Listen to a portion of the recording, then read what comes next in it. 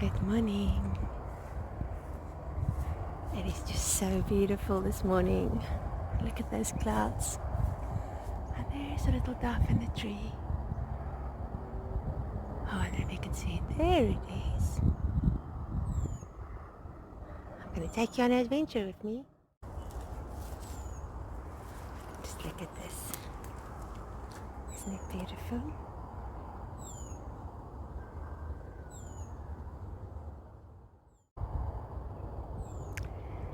So these thorn bushes are indigenous, but they are a problem because they can actually take over completely if you don't have animals grazing, and then they turn beautiful grazing land into thorn bushes where nobody can do anything.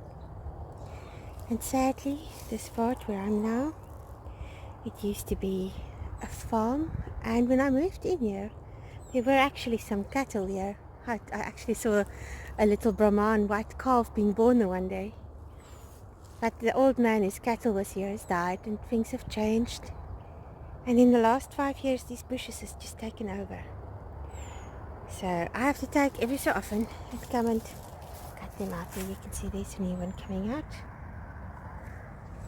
You see? Right there. And before you know it, it's actually huge like that one. So it's hard work, but every so often I take the cutters and I come and cut them down. So I don't want to use poison, but I might have to do that at one stage, because they can actually really ruin the land. And even though I'm just renting, I still believe you have to be a steward of whatever is trusted to you. So I am renting this property and I need to be a steward. So my plan is to every week just take out one bush. And after a while, I should have them all out, I hope. But just enjoy the morning with me first.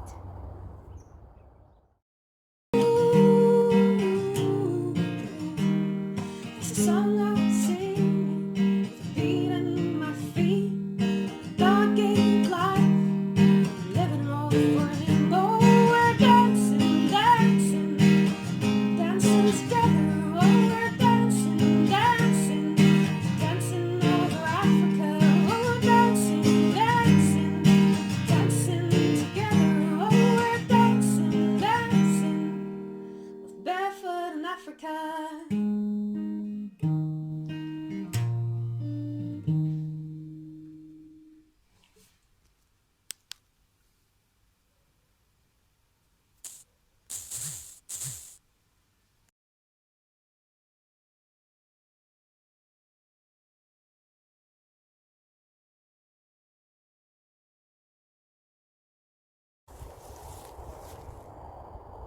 Cool.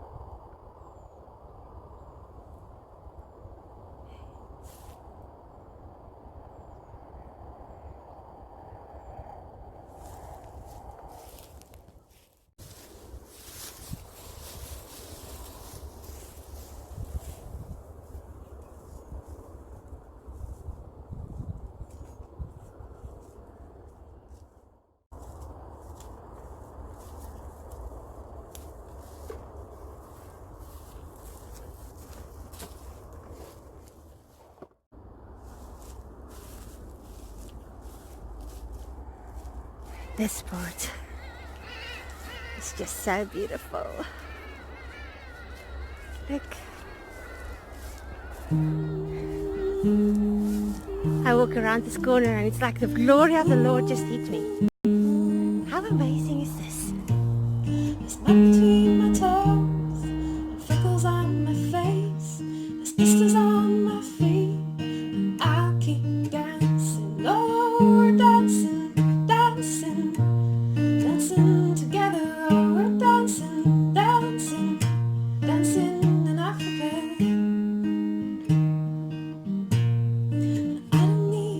I don't need your money, and I don't want the fame. Just a little piece of dust, some seed and some rain. Oh, we're dancing, dancing, dancing together. Oh, we're dancing, dancing, dancing over Africa.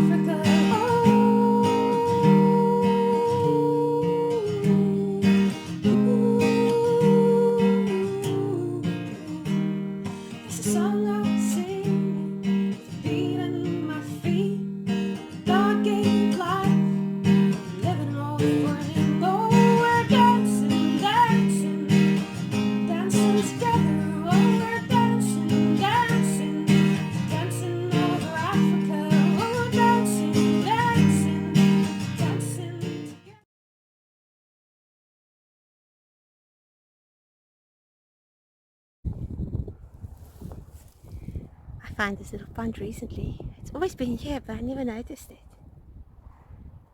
It's amazing how you get used to stuff and you think that's just the way it is.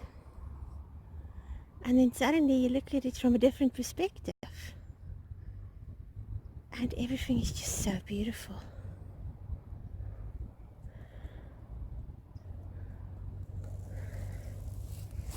So I came here to just sit a bit and think about stuff. I'm going to turn you around. I know this is much prettier than seeing my face, but I want to look you in the eyes while we're chatting.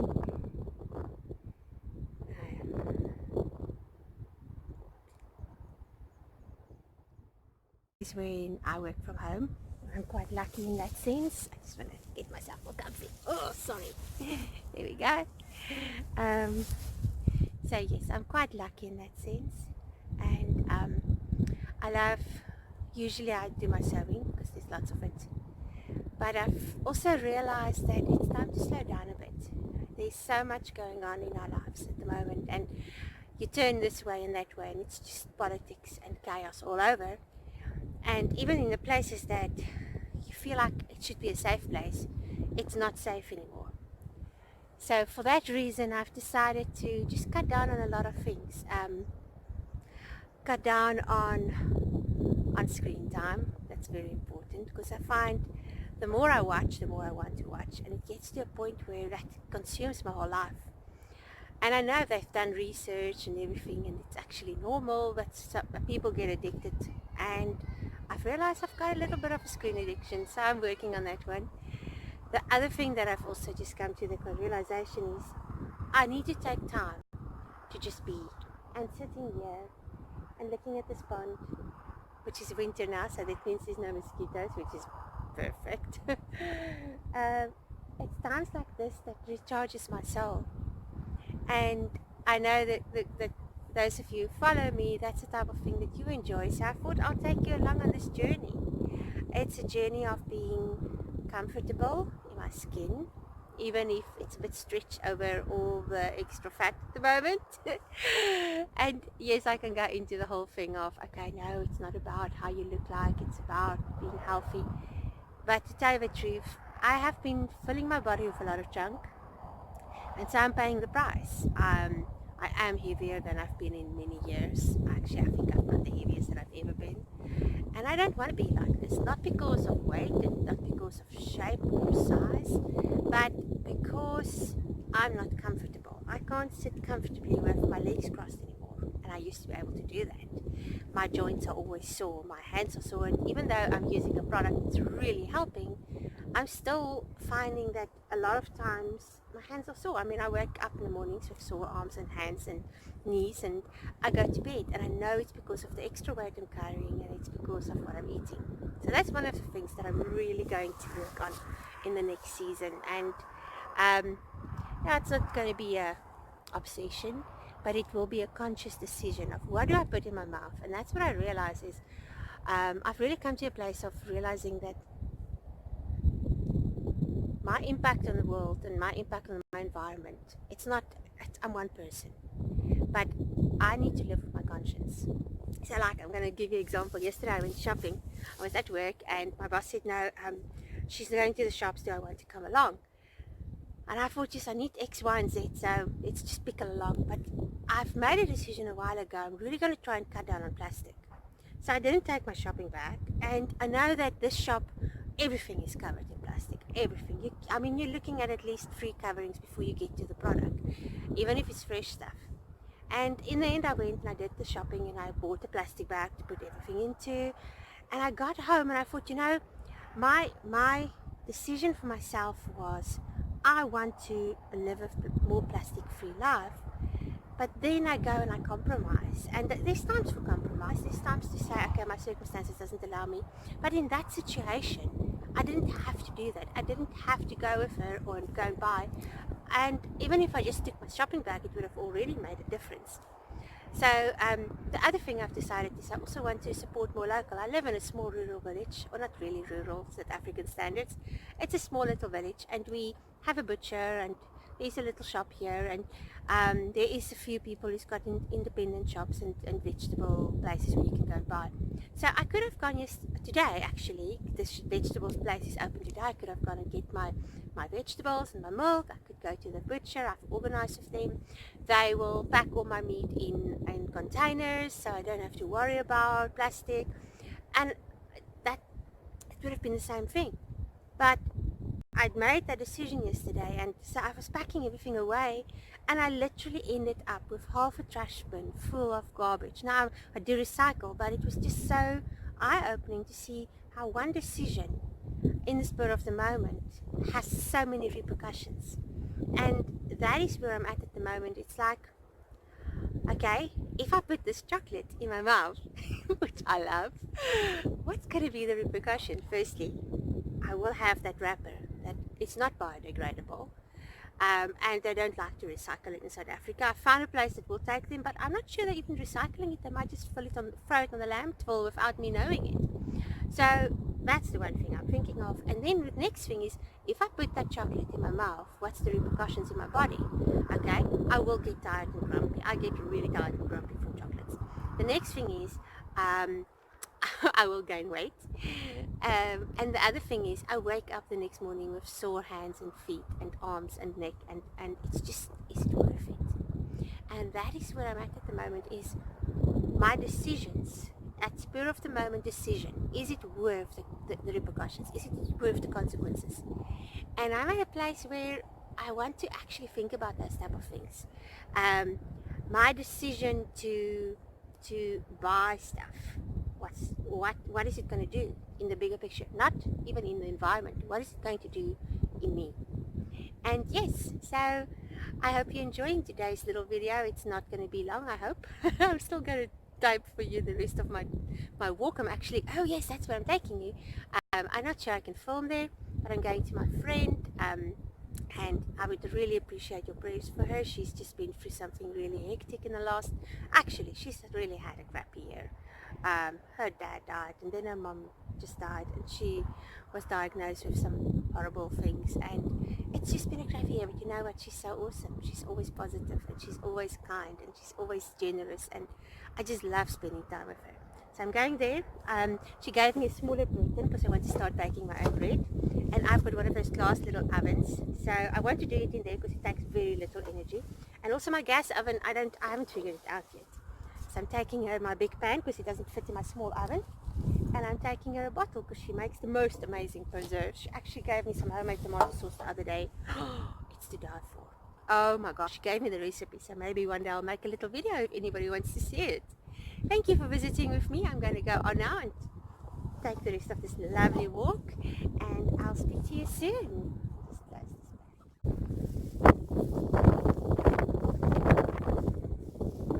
Look at the seeds.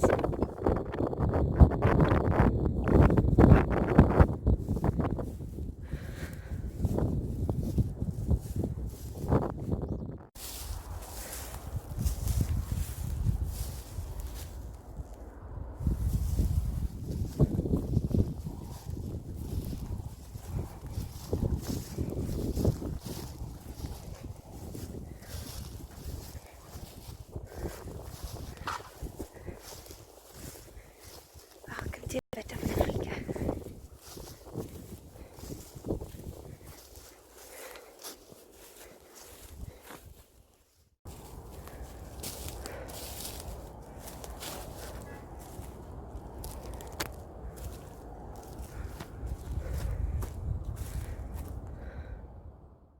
Can you tell me about this place? This is Mom's special hideaway. She passed away just over the 2.5 weeks ago. Oh. It was built just around about 88, 89.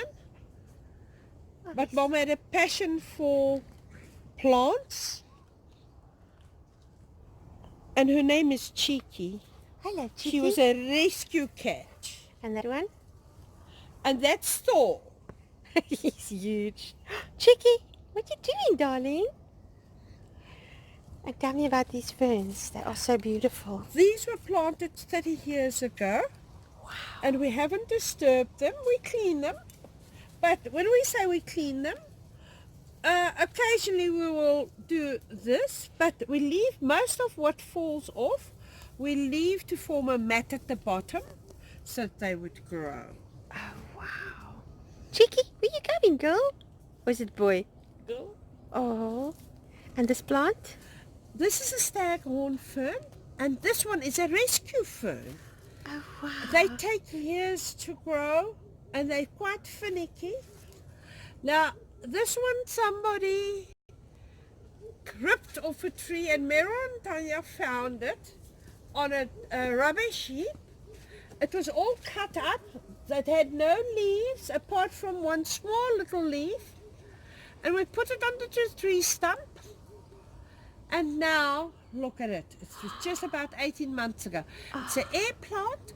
It feeds out of the air, and this is where it gets its water. It collects its water in there, and it grows in the air.